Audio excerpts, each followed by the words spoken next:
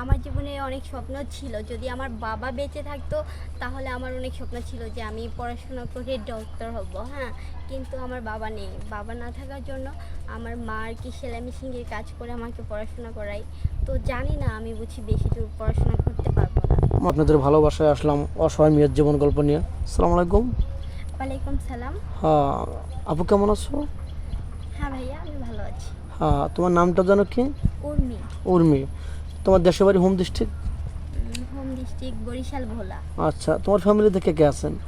আমার ফ্যামিলিতে আছে আমার একটা বোন, আমার মা আর আমি। ও আচ্ছা।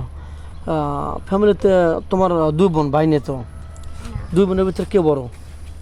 দুই বোনের মধ্যে মানে আমি বড় আর কি। আচ্ছা, তুমি কি করছো এখন?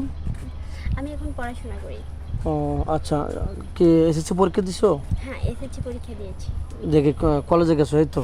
হ্যাঁ, আচ্ছা, তোমার পড়াশোনার খরচটা কে চালায়? তোমার সংসারে হাল কে ধরছে? আমার আম্মু। তোমার আম্মু কি করেন? আমার আম্মু সেলাই মেশিনের কাজ করে। ওটা দেখি তোমাদের ফ্যামিলি চলে? অনেক কষ্ট করে চলে আর কি। ও যাই হোক, তোমার জীবনে স্বপ্ন বা আশা কি তোমার? আমার জীবনে অনেক স্বপ্ন ছিল, যদি আমার বাবা বেঁচে থাকতো তাহলে আমার অনেক স্বপ্ন ছিল যে আমি পড়াশোনা করে ডক্টর হব। হ্যাঁ, কিন্তু আমার বাবা নেই। বাবা না থাকার জন্য আমার মা আর কি সেলাই মেশিনের কাজ করে আমাকে পড়াশোনা করাই। তো জানি না, আমি বুঝি বেশি দূর পড়াশোনা করতে পারবো না। মানে তুমি নিজে নিজে ভাবছো যে হয়তো তোমার হবে না। হ্যাঁ, এটা তোমার সফল হবে না, ইচ্ছাটা তোমার সফল হবে না, এটা তুমি বুঝতে পারতেছো, আন্দাজ করতেছো এখন নাকি? আচ্ছা, এই তোমার এই কষ্টের ভিতরে তোমার এই কথা শুনে দেশ প্রবাস থেকে। কারণ আমার একটা ভাই নাই, যদি ভাই থাকতো তাহলে বড় ভাই থাকতো, সে পড়াশোনা করতো, বাবার এটা আর কি হেল্প করতো। আচ্ছা, তোমার ভিডিও পাবলিক হচ্ছে, দেশ প্রবাস থেকে দেখছে, তোমার এই দুঃখ আত্মনাতের কথা শুনে যদি কেউ তোমাকে দায়িত্ব নেয় বা তোমাকে তোমার লক্ষ্যে পৌঁছায় দেয়, তোমার দায়িত্ব নিয়ে তোমাকে ডাক্তার ও ডক্টর বানায়, তোমার যেটা ইচ্ছা ওটা পূরণ করে, তুমি হ্যাপি না? অবশ্যই হ্যাপি। যাক, সেজুল একটু বয়স বেশি হয়, তোমার বয়স যেমন 20, তার বদল 40 হয়ে গেছে, কিন্তু মেনটা ভালো, তোমাকে আগলে রাখবে, খুশিতে রাখবে, তাহলে কি তোমার প্রবলেম আছে? দেখেন ভাইয়া, বয়স কিন্তু ইয়ে না। হ্যাঁ, যদি সে একটা ভালো মনের মানুষ হয়, যদি একজনের উপকারে আসে, তাহলে তো কোনো কথাই নেই। ও ঠিক আছে।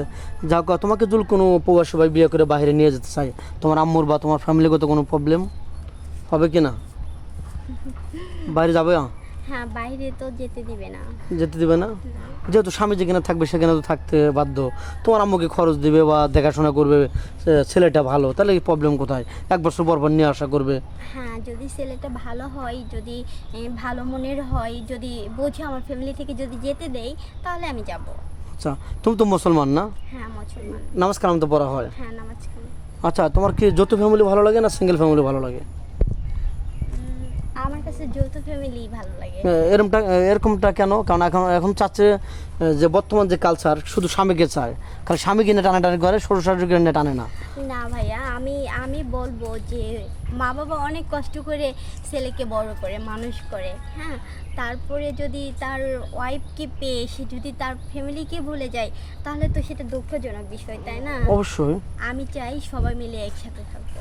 আচ্ছা, এই ভিডিওটা পাবলিক হচ্ছে, দেশ প্রবাস থেকে অনেক ভাইয়া দেখছে, তো যাই হোক, তোমাকে কীভাবে পাবে একটু বলো তো, স্ক্রিনে বলে দাও। আমাকে কিভাবে পাবে? আপনার মাধ্যমে পাবে। আমাদের নাম্বার দেওয়া থাকবে, এটা বলতে চাচ্ছ? আচ্ছা, স্ক্রিনে বলে দাও যে ভাইয়াদের নাম্বার দেওয়া থাকবে নাকি? হ্যাঁ, আমার সাথে মানে কন্ট্যাক্ট করতে চাইলে, আমাকে পেতে চাইলে, তাহলে ভাইয়ের সাথে যোগাযোগ করলে আমাকে পেয়ে যাবে। মানে মেয়েটা খুবই নার্ভাস, কখনো আগে ভিডিওতে আসে নাই, তো যাই হোক, মেয়েটার কোনো ফোন নেই, মেয়েটা বোঝাতে চাচ্ছে যে আমাদের নাম্বার দেওয়া থাকবে, কেউ ভিডিও কল দেবেন না, স্ক্রিনে আমাদের নাম্বার দেওয়া থাকবে, কেউ ভিডিও কল দেবেন না, অডিও কল দেবেন, ভিডিও কল দিলে ব্লক করতে বাধ্য হবো। ভালো থাকবেন, সুস্থ থাকবেন, এই বলে শেষ করে দিচ্ছি। আল্লাহ হাফেজ।